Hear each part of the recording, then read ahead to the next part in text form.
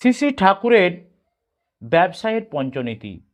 নিয়মিত ইষ্টভীতি পরায়ণ হয়ে ভিতরে বাহিরে মিষ্ট সেবাপ্রাণ সদ্ব্যবহার, দৈনন্দিন হিসাবপত্র সহ উন্নতিমুখী লাভজনক পরিচালনা, প্রত্যক্ষ পর্যবেক্ষণ, কথার খেলাপ না করা, লাভের অন্তত 1/4 অর্থাৎ 1/4 নিয়মিত মূলধনে যোগ করা।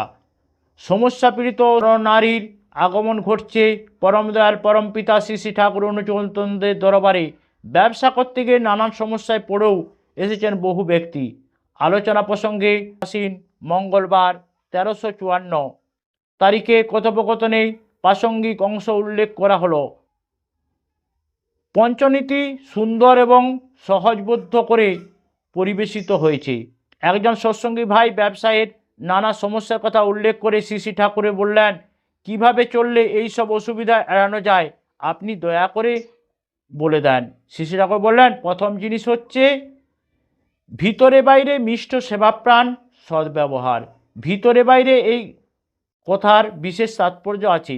নিজের অন্তরটাকে যদি সৎভাবে ভাবিত না করা যায় তবে সে হৃদয় স্পর্শ করা যায় না। ভিতরের ভাব বাইরে বেরিয়ে পড়ে, তাই নিজেকে একই সঙ্গে দুই দিক থেকে নিয়ন্ত্রিত করা লাগে। আবার খরিদ্দার এবং মহাজনের সঙ্গে যেমন মিষ্ট সেবাপ্রাণ ব্যবহার করা লাগে, তোমার দোকানে যদি কোনো কর্মচারী থাকে তার বা তাদের সঙ্গেও ভালো ব্যবহার করা লাগে। কর্মচারীকে শুধু টাকা দিয়ে তার মন জয় করা যায় না, তার সঙ্গে আপনজনের মতো ব্যবহার করতে হয়। তাহলেই সে আগ্রহ ভরে যা করণীয় তা করতে উৎসাহিত হয়। এতে তারও লাভ, তোমারও লাভ। আবার কথায় বলে খদ্দের লক্ষ্মী, তাই খদ্দারের সঙ্গে খুব সৌজন্যপূর্ণ ব্যবহার করতে হয়। এমন হৃদ্য ব্যবহার করতে হয় যে একবার সে তোমার দোকানে ঢুকলে সে যেন তোমার সান্নিধ্য পাবার প্রলোভনে বারবার তোমার দোকানে আসতে বাধ্য হয়। আর জিনিসপত্র রাখতে হবে খাঁটি ও যথাসম্ভব সুবিধা করে দিতে হয়। সেবা বুদ্ধিতে যদি বড় করে ধরো তাহলে তোমার লাভ হবেই। আর দা মারার বুদ্ধি যদি প্রবল হয় তাহলে সেবা বুদ্ধি হারাবে এবং ব্যবসা দাঁড়াতে পারবে না। ধর্ম হলো ব্যবসায়ের দ্বারা, আর ধর্ম মানে অন্যকে বাঁচিয়ে নিজের বাঁচাকে অটুট করা।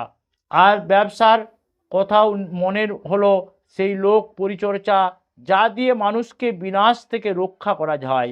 তারপর হলো প্রত্যক্ষ পর্যবেক্ষণ। অপরের উপর ছেড়ে দিলাম, নিজে দেখাশোনা করলাম না, তাতে কিন্তু ভালো হয় না। ব্যবসায় প্রত্যেকটা ব্যাপারে সন্দিষ্টির মধ্যে থাকা চাই। যেসব ছিদ্র দিয়ে লোকসান আসতে পারে তা বন্ধ করা লাগে। আর যাতে বিহিত লাভ হতে পারে আগে থাকতে তার প্রস্তুতি ঠিক রাখতে হয়। নিজস্ব একটা চিন্তা চাই, ধ্যান চাই। এ বিষয়ে লোকের কি প্রয়োজন, কিভাবে তা মেটান যায়, চোখ কান খোলা রেখে তা তাতে রাখতে হয়। পর্যবেক্ষণের মধ্যে এতখানি আছে, কিন্তু জগৎটা কিন্তু এক জায়গায় দাঁড়িয়ে থাকে না, ক্রমাগত তার পরিবর্তন হচ্ছে। তোমার ব্যবসায় কোনটার কি প্রভাব আসতে পারে দেখে শুনে ভেবে তা আঁচ করে নেওয়াই চাই। তৃতীয় হলো দৈনন্দিন বিহিত হিসাবপত্র সহ উন্নতিমুখর লাভজনক পরিচালনা। হিসাবপত্র ঠিক না থাকলে বোঝা যায় না ব্যবসায়ের বাস্তব অবস্থা কী। আর শুধু স্থিতাবস্থায় চালিয়ে গেলে হবে না, তাকে আরও উন্নতির দিকে চালিয়ে নিতে হবে। উন্নতিমুখর চেষ্টা থাকলে উন্নতির কিছু কিছু হয়, আবার স্থিতিটাও পাকা হয়। উন্নতিমুখী চেষ্টা না থাকলে ক্রমে ক্রমে উৎসাহ উদ্দীপনার ঢিল পড়ে, কখনো সে অবনতি শুরু হয়ে যায়, ঠিক পাওয়া যায় না। চতুর্থ হলো দ্বন্দ্ববৃত্তি, অর্থাৎ কথার খেলাপ পরিহার করে চলা। না থাকলে কখনো ব্যবসায় দাঁড়ানো যায় না। ধরো একজন মহাজনের কাছ থেকে তুমি ধারে মাল আনলে, ওয়াদা দিলে অমুক তারিখে টাকা দেব, কিন্তু তা দিলে না।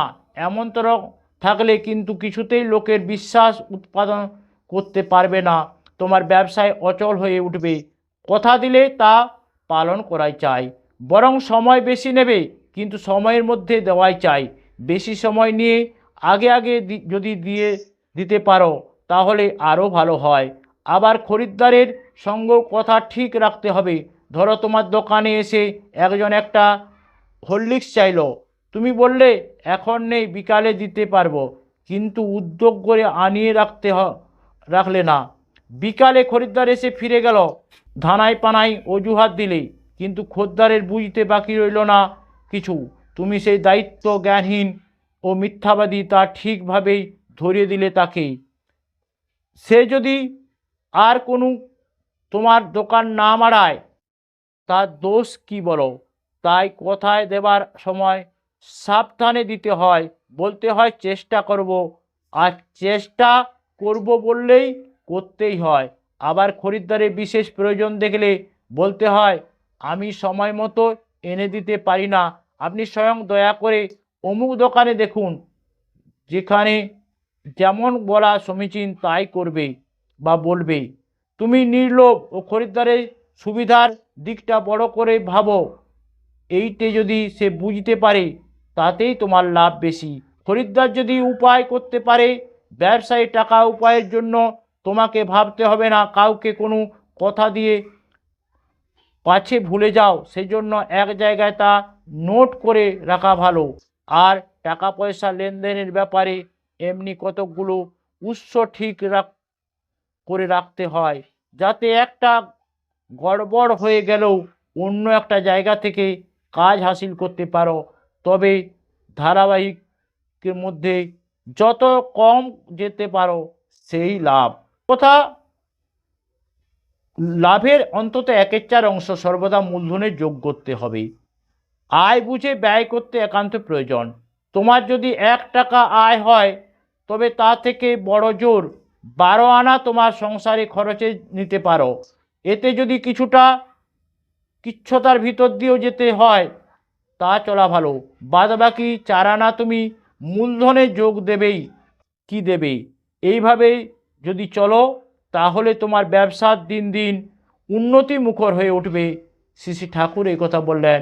সকলকে জয় গুরু, বন্দে পুরুষোত্তম।